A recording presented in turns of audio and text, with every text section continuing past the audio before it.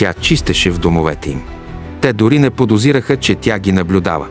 През 1850-те години в Сан-Франциско тъмнокожата жена на име Мери Елен Плезант се движеше между мраморните стени като сянка. Тя сипваше кафе, сгъваше дрехи. За тях тя беше част от обстановката, почти незабележима. Докато златните магнати преброяваха дивидентите си, Плезант броеше съвсем различни неща. Информацията. Всяка клюка, всяка новина за нова ЖП линия, банка или парцел, който скоро щеше да поскъпне. Тя знаеше всичко, защото бе истинска кама с език. Когато дойде моментът, тя изчезна от техния поглед и започна да действа. Мери отвори перални, хотели, млекарници, ресторанти. Купи недвижими имоти из целия град.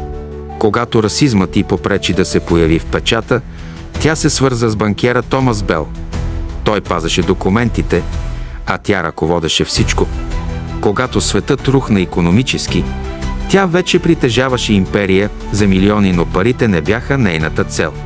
Тя вложи капитала си в подземната железница, помагайки на поробените да намерят свобода. Дарила $30 000 на Джон Браун за речта му срещу робството. Когато уличните трамваи в Сан-Франциско отказаха да качват чернокожи пътници, тя заведе дело и го спечели. През 1868 година транспортната система бе отворена за всички. Елитът я мразеше. Вестниците я наричаха вещица, манипулаторка и заплаха.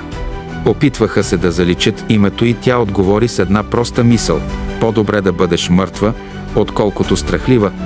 Мери Елен Плезант превърна своята невидимост в оръжие, мълчанието в сила, а знанието в свобода. И макар историята да се опита да изтрие нейното име, ти го четеш сега,